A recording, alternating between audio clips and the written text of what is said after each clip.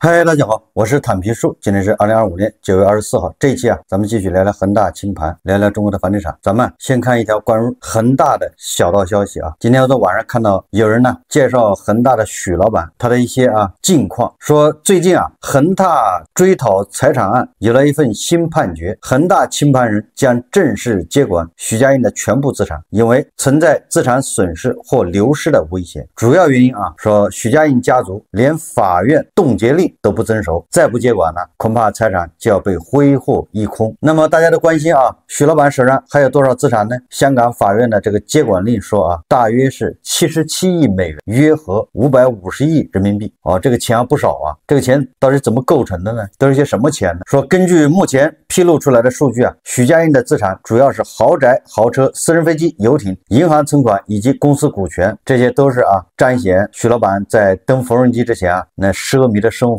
比如说许老板在香港的山顶不离境有3套洋房，是2013年从郑裕彤家族手里买的3套房，市值20亿港元只多不少而在其中一套房还发现建有大约600平的地下室，装修异常豪华。前妻丁玉梅为什么跑到英国呢？是因为他们在英国有家底。2020年有重庆李嘉诚之称的富豪张松桥花2.1亿英镑买了一套海德公园豪宅，至今也是英国有史以来售价最高的房产。这个房子是由4栋住宅组成的联排别墅，有7层45个卧室，总面积5600平方米，不仅配套齐全，装修都是贴金箔。前任房主包括黎巴嫩前总理沙特前王储，但是最后这场交易被彭博社曝光，房子登记在离岸公司，而这个离岸公司的穿透下去实际控制人就是丁玉梅，许家印的这个前妻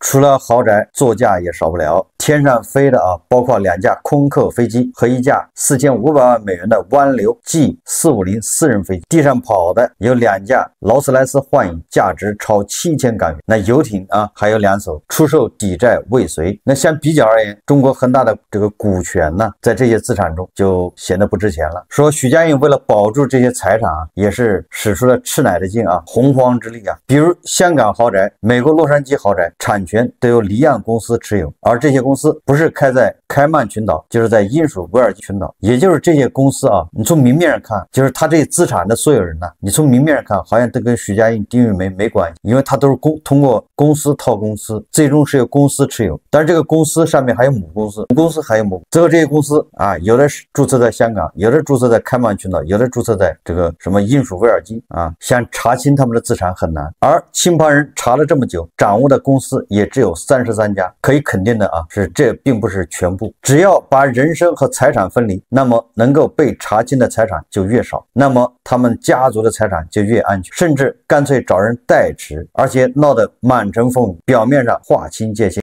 是实际掌控。另外许家印的家族内部还技术性分裂。2023年丁玉梅在恒大报表里成为独立第3人，大家才发现许家印和丁玉梅离婚了，许家印登缝纫机去了，丁玉梅去英国了。财产怎么分割的，自然是丁玉梅带走了，不用想都知道这就是技术性离婚实际上不光许家印和丁玉梅这个恒大的其他的高管都采取了技术性离婚，不光是恒大，实际上这个房地产圈里面很多大佬都已经这么做了，本质上就是出了事叫吃苦我一个，幸福全家人。最荒唐的是许家印的前妻丁玉梅居然通过法庭讨债，把自己的2儿子许腾赫给告了，追讨10亿港元。这个操作也让很多人头晕眼花实际上还是想把这个受限的资产变为不受限，对吧？到丁玉梅手上就变成安全的了。当然了，智者千虑必有一失，法院也看透了这一家子的把戏，直接把丁玉梅也列入恒大财产追讨案被告，就是一个都别想跑。而丁玉梅之后的操作也是亮瞎了大家的眼，主动暴露自己还有未成年子女，一边哭穷，一边在英国花近5个亿买33套房对抗法庭，违背财产禁制令。但是对于恒大的受害者们来说，这77亿美元还远远不够。恒大的20家主要往来银行，每家的贷款都不少，现在基本上是呆坏账。许家印的朋友圈被他坑得也挺惨，手里现在都缺钱。但是当初投进恒大的基本打了水漂这个我记得苏宁的张近东投了恒大200亿歇菜，当然他们是一个朋友圈这个马云阿里投了这个苏宁，但是有没有投恒大不太清楚，因为马云跟许老板的关系日交易匪浅，阿里投苏宁，截止到今天据说阿里要清空苏宁的股票，那么按照今天的收盘价看，至少赔了200多亿，将近300亿，10年间你看是不是这种叫连环？那个苏宁投恒大赔了200亿，他们都是一个朋友圈当然了，被徐老板坑的这些朋友绝不是张近东，还有阿里马云这几个人。香港也有很多老板被徐老板给坑了，当然了，也不能说是坑这个是投资嘛，一个愿打一个愿挨。最惨的是恒大的头部债主，恒大还没有清算完这个南通三建作为一家老牌建设企业，而且是恒大的御用总包，也是恒大最大的建设总包，它是绑定恒大的恒大暴雷还在挣扎，而南通三建呢就直接躺平了，已经破产清算了。直到南通三建破产清算，恒大还欠南通三建360。受恒大拖累的不仅有南通三建，还有合肥城建、南通六建、江苏建工、华浩建设这些总包或者分包最近不是破产重整就是债务重组，这都是托恒大的福徐老板现在在蹬缝纫机这些债务他已经帮不上忙了，只能是各位债权人叫自求多福。这个文章大概是告诉我们，这个恒大的清盘人整个到现在掌握的徐老板的财产也只有77亿美元，这个当然不是全部掘地三尺还要去找，但是这个是9牛1毛，远远不够。不光是恒大其实我们看看央企，这个央企的日子也不好过。今天有媒体报道说，保利发展150亿发债补血，中期净利猛降60%，存量项目转弱挑战，也就是央企保利现在遇到麻烦了。曾有专家说当前资金环境持续宽松，就是为了给房地产软着陆，毕竟房地产本质上也是一种金融。那些背景显赫的地产央国企们，面对房地产开发经营毛利持续下滑收窄，从财务上寻找破局出口，不失为平滑业绩风险的一个重要选项，即规模补血、腾挪债务以降成本等。刚刚保利发展公告，公司拟公开发行最多150亿元公司债，期限最长10年，可以为单一期限品种，也可以为多种期限混合品种。它发债干什么呢？目的是什么？保利发展说了偿还有息债务，补充流动资金，项目建设、并购地产项目及其他用途。这里面有个偿还有息债务，也就是还银行的贷款，借新还旧，发债来还这个银行贷款。什么？说明即便是央企日子也不好过这几年楼市持续升调，保利、华润、中海、招商、建发、越秀等地产央国企逐渐走到前台。从保利发展来看，2024年直接融资新发行359亿元，创历史新高。而今年初以来，公开债融资补血继续高亢，就是缺钱了。6月中旬，保利发展曾发行国内首单现金类定向可转债，募集资金85亿元。此外，还借助公司债和中期票据合计发行57亿元。作为当今房企一哥保利发展在资金端无论是新增融资规模还是成本优势均表现强悍。不过，面对楼市持续低迷，保利发展也承压明显。根据保利发展的中报所说保利发展面临2021年及以前获取的存量项目竞争力转弱的挑战，也采取了调规、调产品等动作。什么意思就是他在2021年以前拿的那些地地价的相对贵，这个产品如果按照以前的那个方案，恐怕是没有任何竞争力，还要调规，就这个还不能保证能赚钱。2022年到2024年3年内拿地合计总地价4000亿，总获值7350亿元，居行业第一。也就是保利发展一边发债一边疯狂拿，这是什么一个操作？这就是在赌未来楼市回稳，楼市要往上。如果这个楼市继续低迷，就是韭菜死活不买房，韭菜就是观望，那保利恐怕这真正的叫吃不了兜着走。也就是说，保利发展你就是拿的最好的核心地段、优质地块，比如上海的那些豪宅。但是问题是这种优质韭菜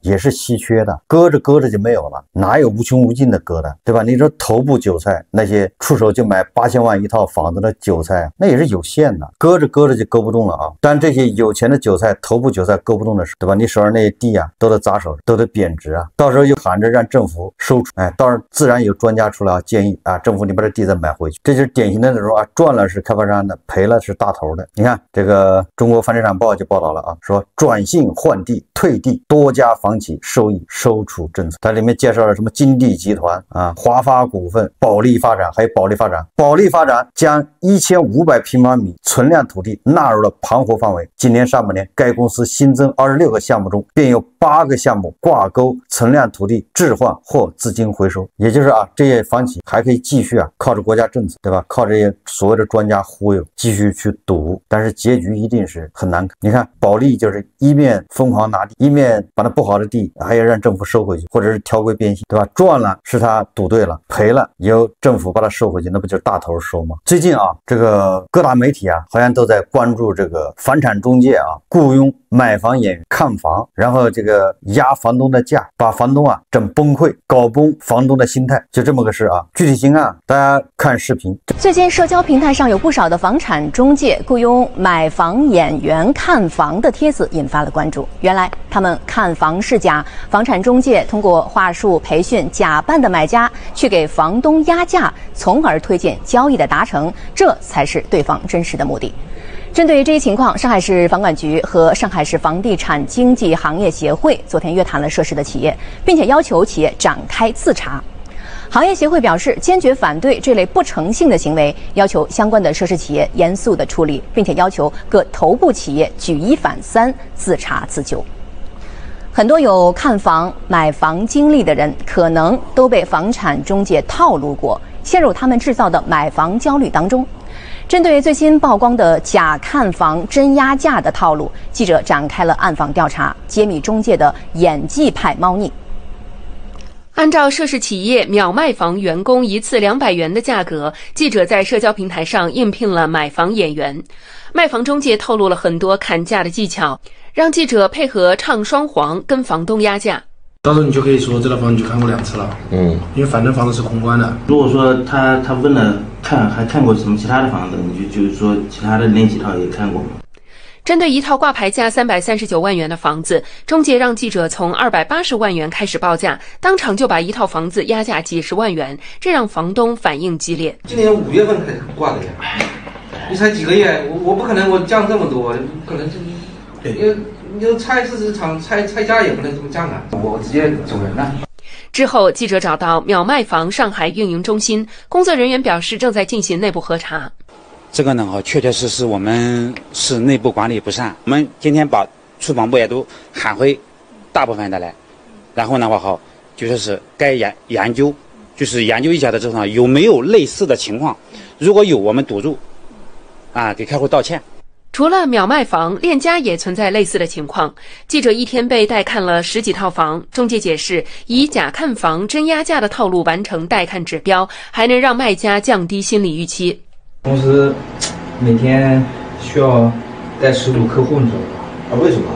我们看几个这个2手房，去的时候你就说你给朋友来看看的，然后了解一下就行了，尽量讲优点，缺点的话这个可以讲1到2点。因为讲多了，房东可能认为。针对记者反映的情况，链家表示，公司会进一步的强化内部监管，对虚假带看行为零容忍。该类行为严重违反了公司红黄线管理制度。那为了维护平台生态健康和客户利益，我们将开展整治虚假带看的专项行动。我们会持续强化内部监管机制，对虚假带看行为实行零容忍政策。房地产行业分析人士认为，中介的虚假带看实际上是在制造房东的焦虑，让他们觉得要是不降价，客户就流失了。尽管近期上海的2手房市场呈现出了温和回暖的趋势，但是交易的活跃度和10年前终究是无法相提并论。玩假看房、真压价等花活，不排除房产中介因为收入落差而不惜铤而走险，在违规违法的边界试探的可能性。房产中介的收入主要是由底薪、提成和业绩奖金构成的。那么提成呢，还分成是固定比例的提成和阶梯式的提成2种。固定的比例呢比较简单，比如说规定为成交价的2%，而阶梯式的提成，例如成交价在100万元以下的部分提成1.5%，那么100万元到200万元的部分提成是2%，以此类推。以固定的提成为例，假设某经纪人1个月成交一套300万元的房产，那么中介的佣金比例呢是2%，经纪人的底薪是3000元，业绩奖金呢是成交额的0.5%，那么收入就是7.8万元。过去呢，许多的房产中介经纪人会帮着房东抬价，毕竟呢，成交价越高，提成也就越多。但是现在呢，经纪人之间的竞争也很激烈，他们利用卖家急于成交的心态，找人演戏压价，能开一单就是一单，或许就是这个背后算计的根源所在。其实，房产中介虚假带看、雇人砍价的做法，已经破坏了市场的秩序，消耗了房屋买卖双方的信任。如何从源头上遏制中介乱带看的乱象？我们来看上海易居房地产研究院副院长严跃进的分析。那么，对于这种房产中介的这种操作呢，肯定是涉及到一些欺诈的或者说违法违规的操作，是通过这种方式呢来诱导房东降价。法律层面呢，对这些事件没有一个非常直接的这样一些约束但是如果说我们去看房屋买卖的过程中呢，本身这些约束它是有的比如说我们讲的这个民法典的一些规定中介现在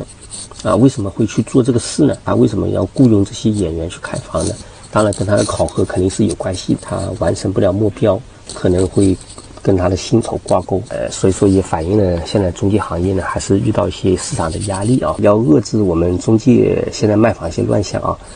怎么从机制上源头上去杜绝呢？首先呢，就是说我们的信息呢要更加公开透明因为房东他现在对这个房地产市场的这个信息他也不了解所以说可能听了这个中介所谓的这个忽悠然后呢就是说其实也是跟中介本身有关系就是中介本身它利用信息的一些垄断违规操作中介机构里面呢它还得设置一些红线制度有些不敢碰的就绝对不能碰要让我们的这个中介行业呢朝着这种更加规范的这个方向进行。这个咱们昨天节目也介绍了，首先这么做中介肯定是不对，对吧？有违职业道德。但是你要说他犯法吧，我觉得还得小心谨慎呢。他到底犯了什么法这是我的观点也就是那个房价涨的时候，这些中介他忽悠的是不是业主他忽悠的可是买房人，对吧？你再不买再卖又涨价，就是制造焦虑呗。所以买房的人就被迫疯狂加价。那现在呢，这个楼市低迷，所以他就反过来压这些卖房的房东业主，对吧？你再不降价，客人就走了，人家买别的房子去了。再不降价，你这房子卖不掉。也就是中介在这里面起到一个助涨助跌的这么一个作用，是不是犯法，对吧？我觉得这个还要细细的推敲在我看来这个业主加钱或者是房东自动的砍自己一刀，说来说去中介能够得逞，都是因为价格不透明。这就像那个胡适一样，如果胡适不让大家看那个指数，就让你盲炒，那你说最后什么个结局是不是一个道理？买卖房子为什么不让人看价格呢？对吧？就同一个小区昨天成交的房子户型是什么，价格多少？我觉得这个不仅要公布，而且还应该透明，就让这些卖房买房的人都非常实时很方便的能够了解这个信息。这样的话你中介想忽悠人家你也忽悠不了。为什么中介能够忽悠？不就是你政府，对吧？你隐藏了这个真实的房价，或者是你政府能够提供这个服务你不提，说来说去都是政府的问题监管的问题，你跟人家中介有什么关系？中介这些人都是唯利是图你这有机会人家就要去，对吧？是你不给这个房价透明，他们才会去蒙骗的。我想这个大家都能理解。如果说这个卖房的房东随便一查我们这个小区跟我这差不多的户型的条件差不多的，那房子是4万1平米，那你现在给我砍到3万1平米，我就不同意我为什么要卖就是降也没这么快我想这个道理大家都，所以根本问题在哪？不是这些中介。所以你把这中介全抓了有什么用？你抓了你以为这中介就会，这中介都不知道该卖多少钱，他从哪儿查？中介知道这房子应该卖多少，还不是双方博弈出来的吗？市场经济就是博弈昨天我还拿那个买卖收藏品，对吧？古董为例，那你说如果这个要算欺诈的话，那你把所有搞收藏的北京那个潘家园市场那老板一个个抓起来吧，反正都肯定是有问题，都是欺诈。人家在行业里面把这叫捡漏，还捡漏还光荣，为什么买房子就不能捡漏呢？我不提倡中介这么做我觉得中介这么做确实他是找人去演这个有点过了，但是这是市场行为，对吧？是因为你不提供一个透明的价格导致的。只是房产中介搞这个剧本让人去演，这个有点你说那个房产中介如果不带人去演，房产中介自己去问你这个最低价多少？你告诉我，实话实说，对吧？你心理价位是多少？我告诉你那业主啊，他也不会说实话，他心理价位比如说300万啊，但他也不会说300万，他跟你说340万，你帮我卖还能谈，一般都这样。如果条件好，还能再便宜一点点。所以说啊，我觉得把板子啊打到这个房托身上，打到这个中介上，这都是不对的，对吧？这板子应该打到监管部，你自己好好反省一下吧。为什么价格不能透明呢？为什么害怕别人知道真实的成交价